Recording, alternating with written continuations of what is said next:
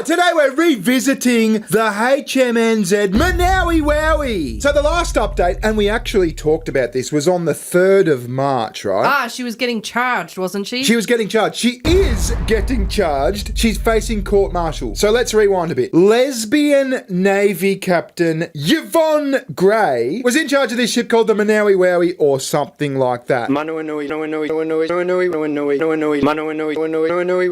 She left it on cruise control. They struck a reef off Samoa and their ship sunk. And quite frankly, I think it was a triumph. That is actually something of a triumph, frankly. So yeah, all the brass in the Navy, like the minister, the defense minister and stuff, were saying, this is an absolute triumph. At least no one died. The famous words! At least nobody died. So the purpose of this video is we actually missed some stuff, right? When this news came out that she was getting charged, so did the findings of the inquiry into the crash. And we're going to explore some parts of that today because they're funny. Now, this is a part of a trend going on in New Zealand. They had a push to like employ lots more women in the Navy. We need more inclusion. Yeah, that's right. So they got a bunch of chicks to drive these boats and they can't stop crashing them. Oh, God. So here's the Manawanui sinking. Oh, there's actual footage of it. Yeah, there's footage of it. There was always footage of it. And here's the Manawanui underwater. So this is in the reef off Samoa. It's apparently leaking oil into the reef. Oh, no. Yeah. Well, quite frankly, I think that's a triumph. That is actually something of a triumph, frankly. Yeah. So I don't know why I'm so interested in this story. I just am. You could probably pin it down to my old hobby, misogyny.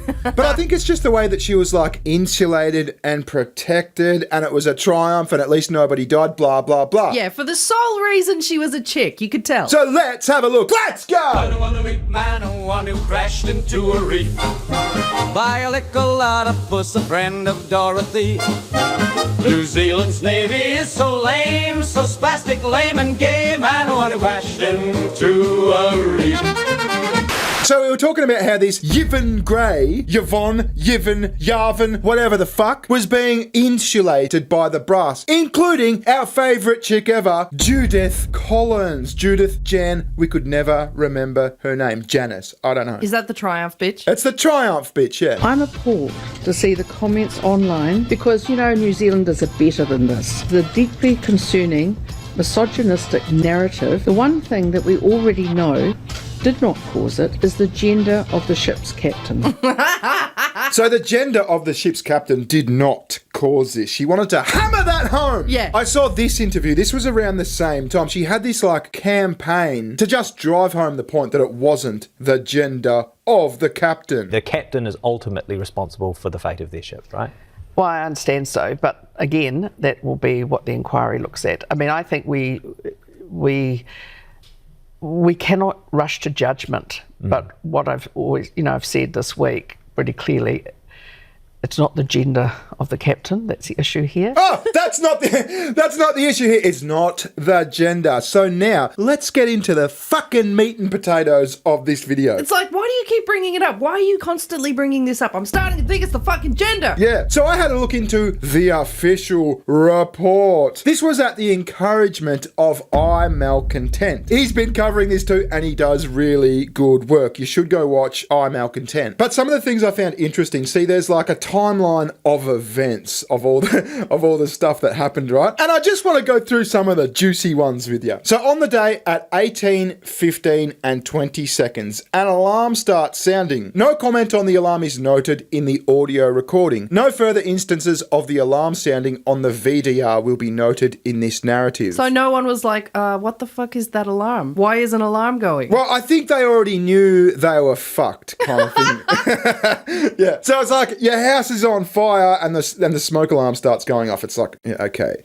You know what I mean? 1816. Witness 2 advises witness 4. It's not really doing what I want it to do. What? 1816. Witness 2 again states, it's not really doing what I want it to do. 1817. Witness 4 pipes, nautical emergency, nautical emergency, nautical emergency. 3 times. Yeah. That is seriously a nautical emergency. Yeah, so I think pipes means like the intercom or something like that. 1817, witness 1, who is the commanding officer, arrives on the bridge and witness 2 reports that he has full astern and the ship is not stopping. So as I said, witness 1 is Yvonne Gray. We are not stopping this boat. Yeah, she's the captain. So she wasn't on the bridge in the lead up to this whole fiasco. She was like asleep or something. Who knows? She was like scissoring someone downstairs. Yeah. I don't know. Ah, scissor me timbers. Yeah. 1817, witness 1, Yvonne Gray, asks, what speed have we got? Witness 2 replies, 10 knots, increasing. And I've got fucking full astern here and nothing is happening. He's swearing now. He can't get through to the captain. So just keep in mind, right, as we've like discussed in our previous videos on this whole fucking thing, right, the whole reason they couldn't control the boat is because it was on cruise control. So they're going, oh my God, I can't fucking do it. It's not doing what I want it to do. Why can't I slow it down? It's on cruise control. Yeah. Yvonne, we should probably take this off cruise control. Yeah. 1817, witness 1, Yvonne, states turn instead of going astern. Grinding and shaking noises heard on VDR. Oh, that's not good. Yeah, so she's going, well, we can't stop, so maybe just turn. She know what I likes mean? grinding noises. Yeah. 1818, witness 1 calls for calm. So let's just go back a sec, right? At 1817 and 59 seconds, grinding and shaking noises are heard on the recording. And then at 1818 and 17 seconds, witness 1 calls for calm. So it took her 20 seconds, 25 seconds after the grinding and the hitting of the reef to go, all right, everyone calm down.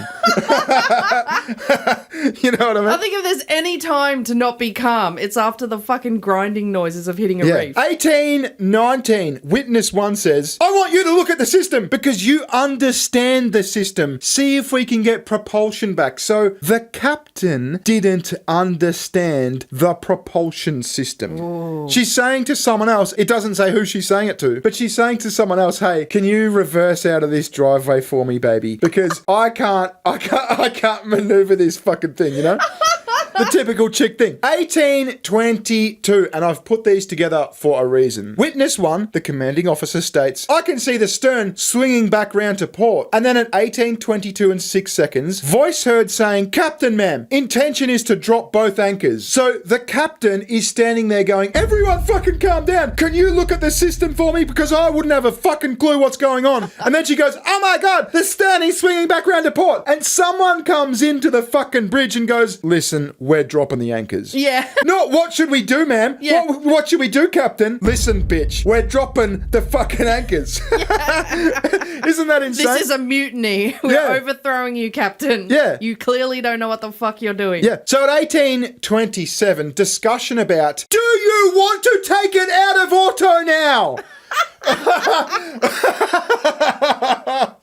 So cruise control, right? Oh my God, it's still on cruise control. It's still on fucking cruise control. So let's just go back for a sec. It was at 1817 that the grinding and shaking noises could be heard on the recording, right? Mm-hmm. And then at 1827, 10 minutes later, they're going, should we take it out of cruise control now? Like imagine getting in a crash on the freeway, right? And you just sit there for 10 minutes. Your husband rings and goes, hey babe, what happened? You okay? You want me to call the tow truck? Yeah. And you go, oh, I don't know, babe. Should I take my foot off the accelerator? Yeah. You got some random guy coming in saying, bitch, we're dropping the anchors. Yeah. Okay, we're fucked here. Yeah. Yet it's still on the cruise control. Yeah. Now, it doesn't say that this was the captain that said this. So it's probably some other guy has said, listen, should we take it off fucking cruise control? Yeah. They're very quickly coming to the realization that they're captained by a dickhead. Yeah. More on that later. More on. 1827. Conversation heard regarding propulsion control re-established. And it was in auto. I didn't realise, ma'am. Cross off now. So whatever motherfucker's got his like finger on the fucking auto thing, he's gone, oh my God, I didn't even realise. It's probably a chick, let's face it. So then 1830, witness 1, the commanding officer states, we have managed to get the steering back. What I'm trying to do is get off this reef. Okay. All right, cool. The anchor dude's like, Yeah, that's right. They've dropped the fucking anchors, presumably. That's what they said they wanted to do. look, it's on cruise control, all right? We're going to get off this reef one way or another. Yeah. So keep in mind, that was at 1830. The captain's saying, I'm trying to get it off the fucking reef. And then at 1833, 3 minutes later, witness 3 is heard stating, confirmed state of anchors. Mm-hmm. So she's trying to maneuver the boat off the the reef and the anchors are... It's like Yeah. your wife's in the fucking... in the driveway. The handbrake's on. Trying to reverse out and you going, babe, can you just check is the handbrake on? You know what I mean? I don't know why you keep looking at me. I'd never fucking do this shit. Yeah, well, look. I've never tried to reverse with a handbrake on. So, what do we got next? 1835. Witness one heard stating, I've made a decision. I'm not going to call command yet. I'm going to wait 10 minutes until we have stabilised. So this is, hey, I've crashed on the freeway. I'm really scared to tell my husband because he'll go mad. Listen, I'll get to it. I'll do it. Just give me 10 minutes to calm down. It's the 10-minute gap again. Yeah. So don't forget, what was it? It was like 1817, I think, that they crashed the ship. Yeah, and 10 minutes later. Well, this is now 1835. So this is like 18 minutes later. She's saying, okay, we've crashed. I just need to chill for a bit more and see if I can get this boat off this motherfucker. Right? 1836. Witness one heard asking, so now are we going to bring our stern back round to starboard? Are we? Response heard saying, yep. So she's going, oh my God, how do I handle this? Which way should I turn the steering wheel? She doesn't have a clue what she's fucking... She's asking her staff what she should do. I love the passive-aggressive, are we? Yeah. Are we finally going to do that, ma'am? No, this is witness one asking. This is the captain asking the staff what we're going to do now. Which way to steer? Yeah, so should we do this now? What are we going to do? Can you look at the system for me? I don't want to call HQ yet. Oh, what should we do now? This is all a fucking Severe disaster. lack of balls. It's just a disaster. 1845, communications between Section Base and HQ1 seeking priority for blanket searches. Background noise of grinding and ship lurching. Yeah, the ship's fucked. The ship's fucked. 1846. So what's that? 29 minutes after the crash, a mayday call is heard being made.